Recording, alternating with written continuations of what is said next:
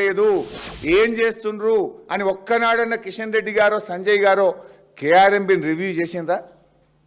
KRMB మీ సంస్థ కదా, మీరు కదా ఇవాళ ఢిల్లీలో అధికారంలో ఉన్నది.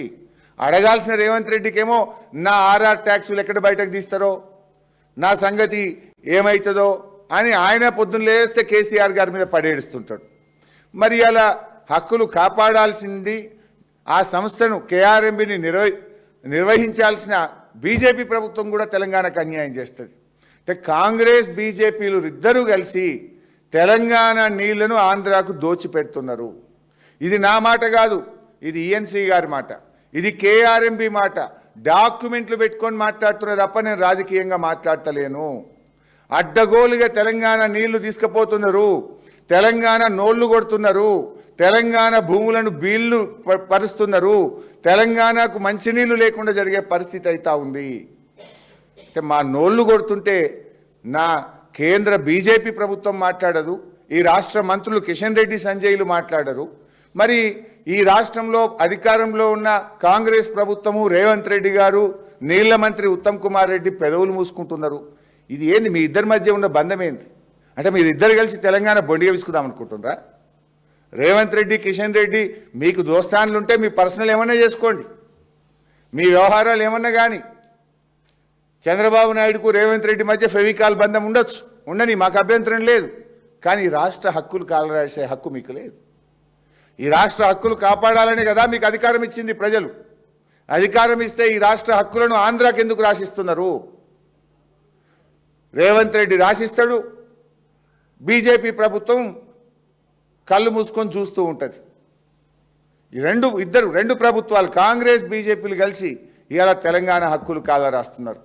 తెలంగాణ నోటికాడ బుక్కను ఎత్తగొడుతున్నారు, తెలంగాణ నీళ్లు ఆంధ్రాకు దారాదత్తం చేస్తున్నారు. మేము దీన్ని చాలా తీవ్రంగా ఖండిస్తూ ఉన్నాం. తక్షణమే దీని మీద స్పందించాలని, ఆంధ్రప్రదేశ్ నీటి మళ్లింపును నిలిపివేయాలని, క్యారీ ఫార్వర్డ్ కింద తెలంగాణ నీళ్లను సాగర్ శ్రీశైలంలో ఆపి పెట్టాలని చెప్పి మేము ఇటు బీజేపీని కేఆర్ఎంబిని డిమాండ్ చేస్తూ ఉన్నాం. ఒకవేళ ఈ సంవత్సరానికి వాడుకోంగా ఏమైనా మిగిలితే క్యారీ ఫార్వర్డ్ విధానం ఉంటుంది.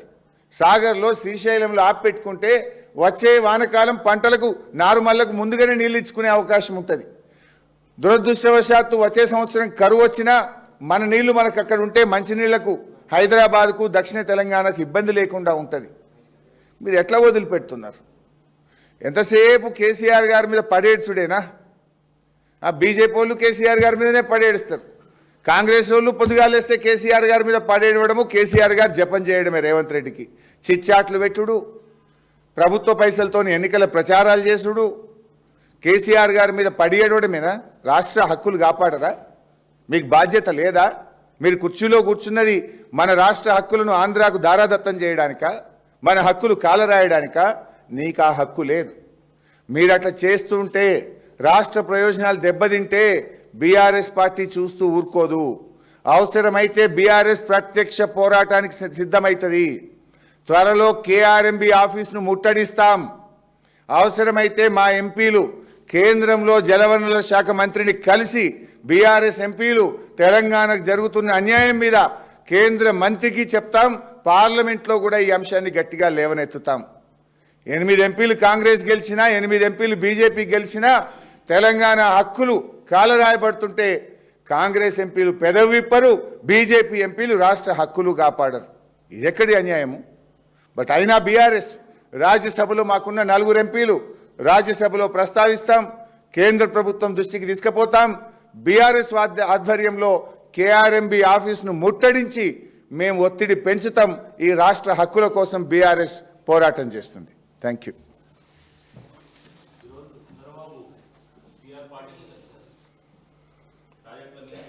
అంటే యాక్చువల్గా నేను దాని మీద కూడా మాట్లాడదాం అనుకున్నా, కానీ 2 పెద్ద ఇష్యూస్ కదా, దాంట్లో కూడా చాలా ఇంపార్టెంట్ సబ్జెక్ట్ ఉంది నా దగ్గర.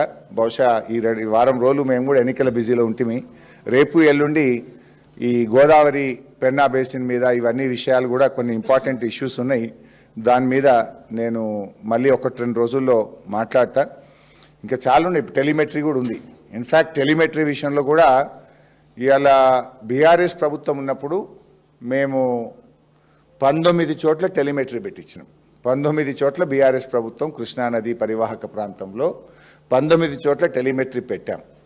పెట్టడమే కాకుండా మరో 9 చోట్ల కూడా టెలిమెట్రీలు పెట్టాలి, ఆంధ్రప్రదేశ్ చేస్తున్న జలదోపిడిని ఆపాలని చెప్పి అవి ఎక్కడెక్కడ పెట్టాలనో గుర్తించడానికి ఒక కమిటీ కూడా వేసినాం. ఆ కమిటీ రిపోర్ట్ కూడా ఇచ్చింది. సరే, ఇంతలో మీ ప్రభుత్వం వచ్చింది. ఇప్పుడు 2 ఏళ్ళైంది మీ ప్రభుత్వం వచ్చి. 9 చోట్ల టెలిమెట్రీ పెట్టే తెలివి ఉందా? మా మీద నోరు బారేసుకోవడమే తప్ప ఆ 9 చోట్ల మేము 19 చోట్ల పెట్టినాం. మిగతా 9 చోట్ల మీరు టెలిమెట్రీ పెట్టే తెలివి ఉందా? ఆ తెలంగాణ ఇచ్చిన 4.5 కోట్లను బోర్డు వాళ్ళ ఖాతాలో జమ చేసుకున్నారు. జమ చేసుకుంటే రేవంత్ రెడ్డి నోరని నిప్పిండి, అగో అట్లా జమ చేసుకుంటావు, టెలిమెట్రీ పెట్టాలి, ఇవి టెలిమెట్రీకి ఇచ్చిన పైసలని రేవంత్ రెడ్డి గారు మాట్లాడతాడా? ఆయనకి ఎందుకు ఆర్ఆర్ ట్యాక్స్ భయం? ఆయనకు నిద్రలో కూడా ఆర్ఆర్ ట్యాక్సే గుర్తొచ్చేటట్టుంది. సో ఇవన్నీ కూడా ఈ ప్రభుత్వం యొక్క ఫెయిల్యూర్. నిజానికి మీరు ఇంకొక విషయం కూడా, చాలా ఇష్యూస్ ఉన్నాయి ఇరిగేషన్లో, కానీ నేను ఈ ఇష్యూ డైల్యూట్ అయిద్దని మాట్లాడతలేను. ఇరిగేషన్లో సంవత్సరానికి 6.5 లక్షల ఎకరాలకు నీళ్ళు ఇస్తాము అని అసెంబ్లీలోనే చెప్పారు. 2 ఏళ్ళు అయింది, 13 లక్షల ఎకరాలకు నీళ్ళు ఇవ్వాలి. ఎన్ని నీళ్ళు ఇచ్చిండ్రు? తిప్పి కొట్టే 1 లక్ష ఎకరాలకు కూడా ఇవ్వలేదు. ఆ 1 లక్ష ఎకరాలు కూడా ఏంటి? బీఆర్ఎస్ కట్టిన ప్రాజెక్టులే. వీళ్ళకి కొత్తగా కట్టింది లేదు, కొత్తగా ఇచ్చింది లేదు. బీఆర్ఎస్ ప్రభుత్వ హయాంలో కట్టిన ప్రాజెక్టుల కొనసాగింపుగా వచ్చిన 1 లక్ష ఎకరాలే తప్ప మీరు చెప్పిన 13 లక్షల ఎకరాలకు ఇచ్చింది 1 లక్ష కూడా దాటలేదు. టోటల్గా వీళ్ళు ఫెయిల్ అయిపోయినారు. పెండింగ్ బిల్లులు ఇచ్చుడు, కమిషన్లు కొట్టుడు తప్ప పాలన మీద పట్టు లేదు. రాష్ట్ర ప్రయోజనాలు కాపాడడంలో ఈ ప్రభుత్వం పూర్తిగా ఫెయిల్ అయింది. Thank you.